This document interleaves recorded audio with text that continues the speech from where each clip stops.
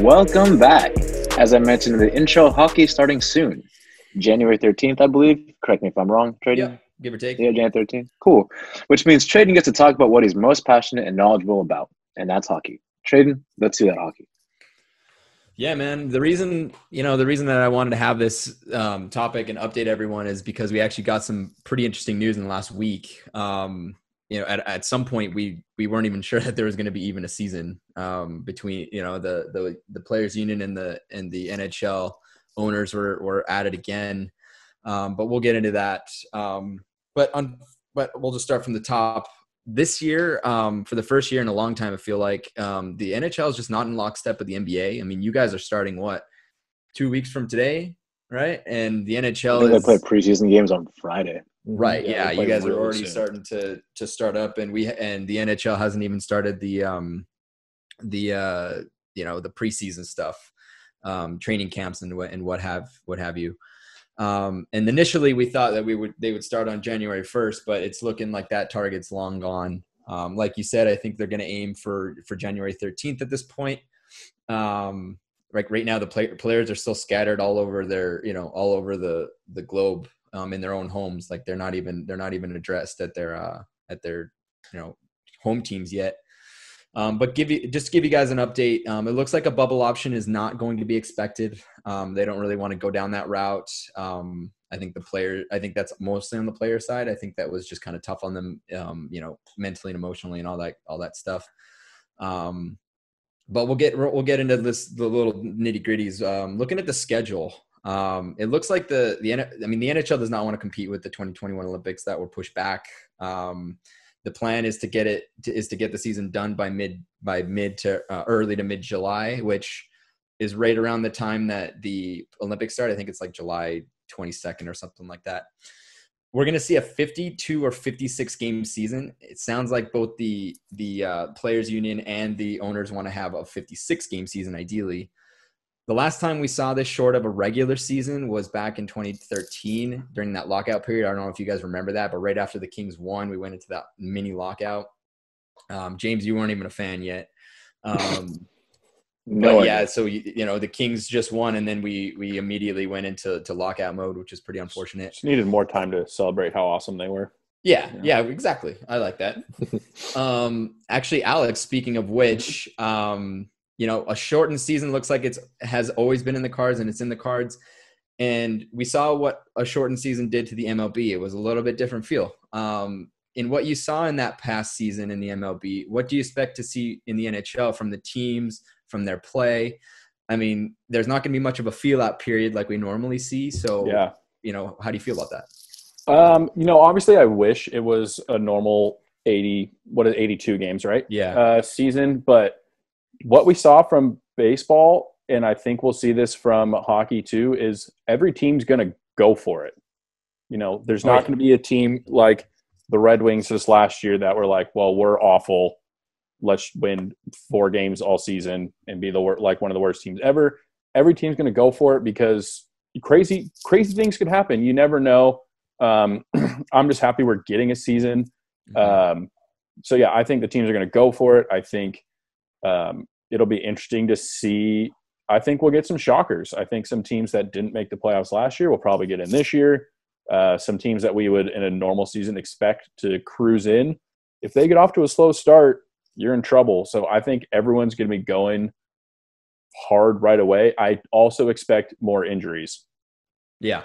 We saw that with the NFL. In NFL. We've seen it in baseball. Everyone's getting hurt because training camp is going to be shorter. Preseason is going to be shorter. There's less training staffs on site trying to minimize how many people are there.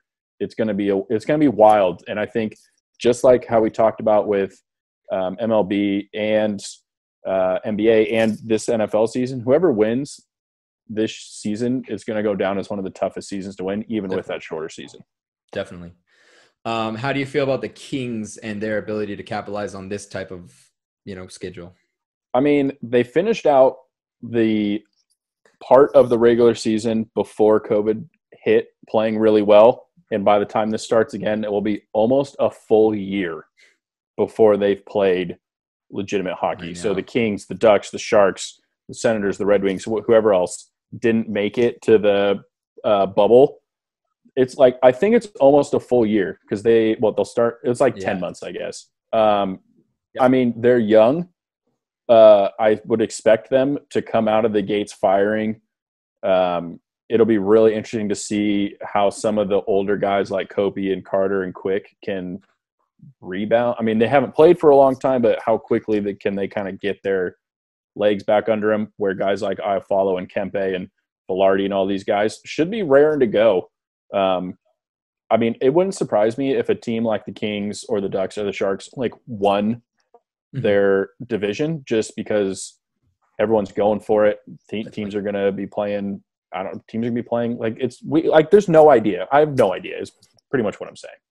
Hey, it's going to be wild. Tyler, do you have anything to add as the other Kings fan here? Yeah, I'm just excited at the possibility of hockey's coming back, and not just hockey with the playoffs, but seeing the Kings, because I think when hockey came back, for that season, the bottom 8 teams weren't playing, which unfortunately the Kings were one of those 8. And it was great to have hockey back, but I'm excited to see the LA Kings play hockey again. I'm excited to see some Kings and Ducks games and Kings and Sharks games. Should be really fun to watch. I think a team like the Kings that are, young and still kind of rebuilding, with a shortened season, like Alex said, could shock some people. I think they might be able to sneak their way in. We'll see, because they still have those veteran leaders on that team. I think they still have that experience side of it, along with a bunch of young players, I think, that are trying to prove themselves. And what better way to prove yourself than a season like this? So go Kings, go, baby. James, it's going to be playoff hockey basically for everyone. How do you feel about your Ducks with this shortened season? I think they'll perform better than they did last season. I think the shortened season is going to help them and their team. Mm-hmm. They're a little bit on the older side. They have one of the older rosters, so I think less games is going to be beneficial for those veterans. Yeah. Also, did you see the fact that they're trying to play all their games outside this year? Yeah, I was going to get to that. Ducks? Okay, then you go get to that. You go for it, man. Well, we will wheel around to that. So I'm glad you brought that up. But before I get there, I want to talk about how they might be realigning the league this year. So there's going to be a temporary realignment, more than likely. A lot of that has to do with the fact that the NHL is the only team that has so many Canadian teams. I mean, MLB and NBA only have to deal with one team. And I think the Raptors are playing in Tampa, if I'm not mistaken. I'm not sure what MLB's not starting for a little while, but by then the vaccine hopefully will be kind of caught up and they won't have to deal with much on the MLB side, but we'll see. But considering the fact that NHL has so many Canadian teams, it looks like the temporary realignment is in order. And from what I'm looking up, and it looks like it's going to look like this, an entire Canada division. So Canada teams will play Canada teams. So, the Canucks will play all the way in Montreal, and then everyone will just be playing up there. They're not going to see very cross-border games. So you guys won't see much of your division rivals in the Oilers, the Flames, and the Canucks. On the West side, they would be bringing the Avalanche, the Dallas Stars, and the Minnesota Wild. As a Kings fan and a Ducks fan, are you guys shitting your pants that you're going to be playing the runner-ups for the Stanley Cup, the second best player in the league and his Avalanche, and a pretty solid Wild team that seems to always do well? Alex. Yeah, why can't we play the Blackhawks, who are not as up to par right now? Why do we get these teams when the Blackhawks are right there? Right. So close. So close. It's not great. Obviously, it's not a good look, but we still get to play the Sharks or the Ducks. So true. That'll be fair enough. James? Yeah. I'm actually very excited about that because of all the bubble covers I did for you earlier. I'm borderline a Dallas Stars fan now. Oh, so having an opportunity to watch them play more often is really fun for me. So I enjoy that. And the cards are going to fall where they fall, and me hoping and wishing that the Ducks do well will do absolutely nothing for them. So they're still going to have to pick it up themselves. And all I get to do is sit here and watch good hockey. And I'm good. I like that. Tyler, what about you? You shitting your pants, shaking in your boots? Yeah, I think those teams joining in makes that division tougher. But if you think about it, the teams that left are kind of pretty similar in terms of their the team. So it's kind of like you have three really good teams coming in, but you have three good teams that left in the Canucks, the Oilers, and the Flames. So I think as far as the division in terms of competition, it's pretty equal. It's just different teams. Obviously, I think that the three teams coming in, I think, are better than three teams going out. Yeah, but not by a lot. I think it's pretty equal, and I think that, like I said, I think a lot of those teams that are on the bottom, the California teams, I think are going to be a little bit better this year. So I think it'll be a good division to watch. Tradon, how are you feeling as an Oilers fan? That's a good question about Canada. It's a good question. Canadian, so I don't get to play the bottom feeders that are the California teams, which sucks. But I talked to my dad about this, and he actually had some good points. All of the Canadian teams are in a lot better shape than they were, say, 3 years ago. I will say that some went the wrong direction, but some actually got better. And I think us playing those better teams more consistently is going to be a better gauge of how we're going to play further down. We need to play those types of teams, because it seems like the Oilers have a tendency to shit the bed playing bad teams and do really well playing good teams. And I'd rather just us have that harder competition throughout. So I'm excited for it. We're going to have the NHL app subscription, so we're not going to miss a game, which is going to be nice. And for you guys, I'm excited for the same thing. I mean, you guys have young teams coming in between the Ducks and the Kings, and I think they're going to be playing teams that are very, very good, and it's going to be a good gauge of where you guys actually stand.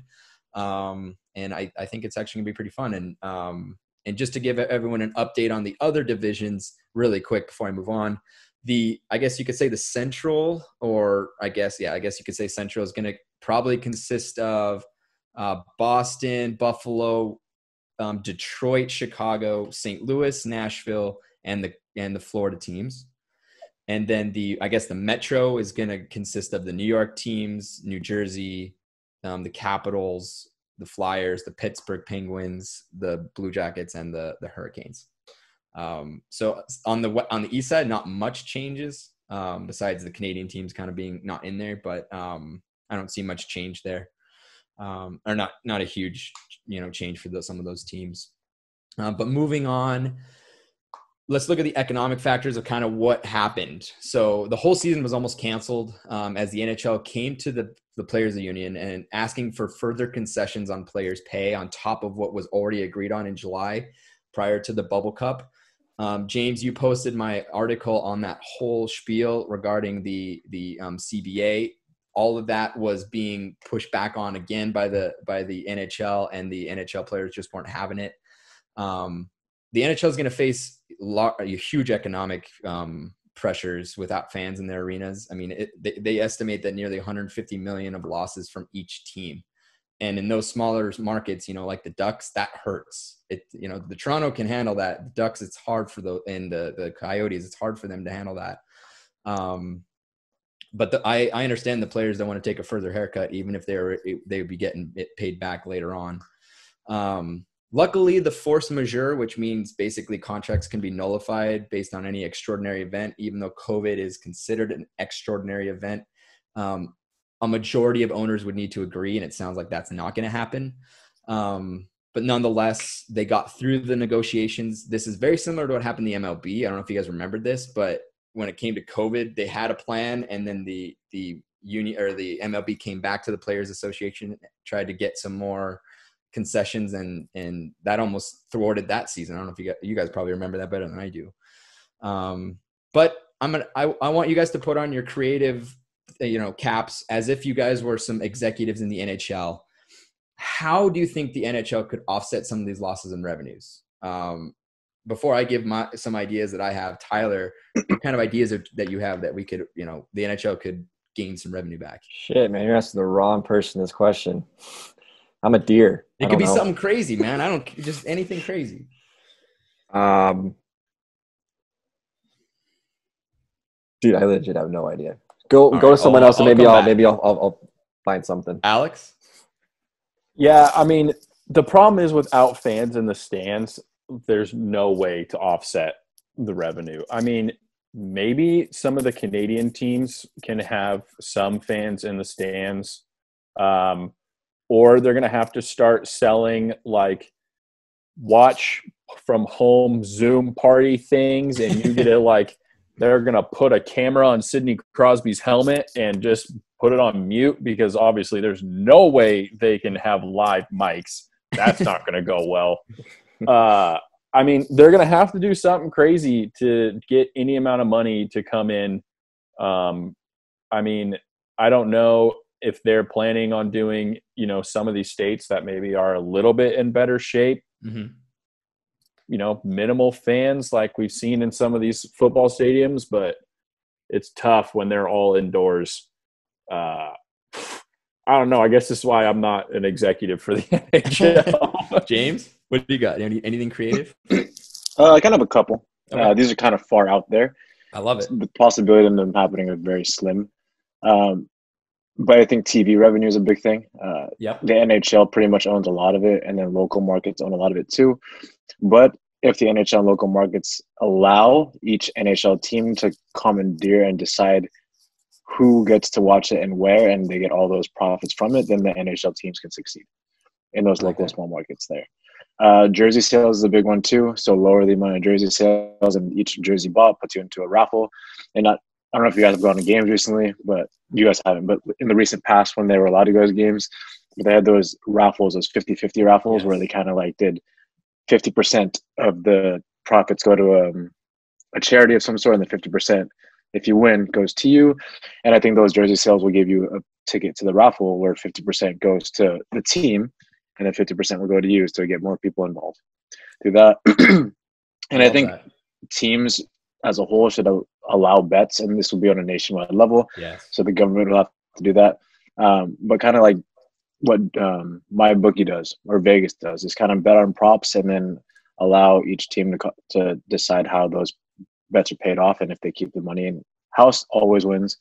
So they'll make some money that way too. I love that. I know that Edmonton did a 50-50 all through the bubble. So, you know, I think that's awesome. Here's one that may come into the league, and it's going to turn some stomachs. It turned mine, but it might be the reality of what we're facing. Some have speculated that the NHL is moving to a more European style uniform league, meaning companies buy ad space on that jersey real estate. As a hockey purist, the NBA did it. As a hockey done purist, it for a while. You know, I understand that, you know, the reality is it probably needs to happen. It just turns my stomach thinking that there's going to be a logo next to the Oilers logo or, you know, Kings logo. And I'm going to ask you, Tyler, are you in favor of something like this? How would you feel if you saw a Chick-fil-A logo next to Kopi's Captain C? Yeah, it would be horrible. I really don't like that idea at all. I think, like you said, that definitely turned my stomach. However, I do in these times, I understand it. Hopefully, if they do something like that, it's a temporary measure. You know, get some revenue, and then once everything's kind of back to normal, which that could be years, who knows? But hopefully, they kind of go out of that. My initial fear was like, oh, once they start doing that, they're gonna like, oh, we can get a lot of money on this, and they're not gonna stop, and it's gonna be a permanent thing. I think we're going to see a lot of rule changes in other sports that because of this, you know, COVID season, I think a lot of changes that were meant to be temporary might be permanent, just because it builds revenue, or it just makes more sense to do it that way. So yeah, I don't like the idea of visually seeing that, but you know, hey, if it brings us more hockey games, okay, I guess. At least it would make the Ducks jerseys look better. That's true. Yo, the retro ones though, bro. Those retro ones are terrible. True, fair enough. James, what do you think about this? Do you have any thoughts on this? I agree with you guys. Like, I think it'd be horrible to do. I couldn't imagine my Niners having a logo on there.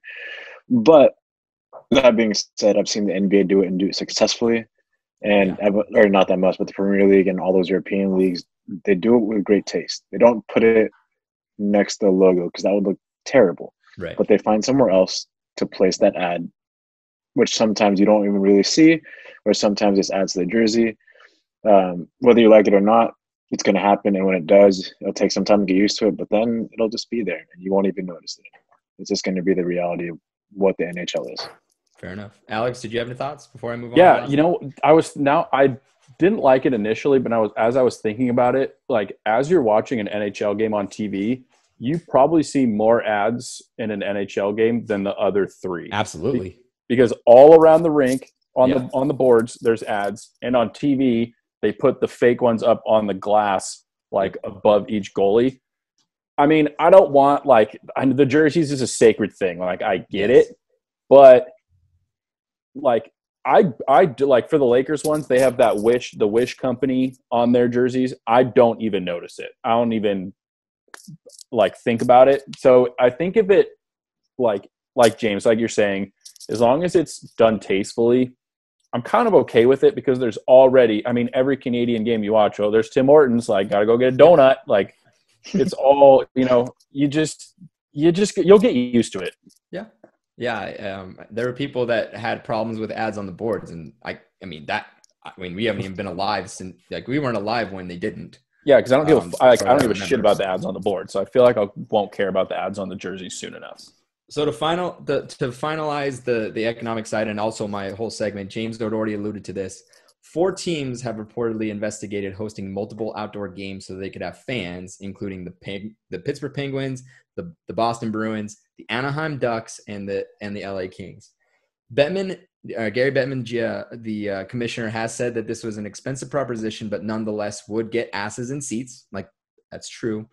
James, what do you think about multiple outdoor games being played? Does it take away from the integrity of the game, or do you see any problems with this proposition from a state of play perspective? I don't know how to take away from the integrity of the game when you pretty much played the playoffs with no fans in the stands. So, and don't you guys have that outdoor game where you play outdoors? Like, yes. 2 teams. Yeah, you guys already have that. A year. Yeah, like it's already there. Like, why would it take away from the integrity of the game? If anything, it'll get more fan involvement, because right now there isn't any. True. So a little bit's better than none. And what was your second part of that question? Just what do you think about it? Oh, I love it. Think about outdoor games. If the Ducks did it, I would for sure go to the Ducks games.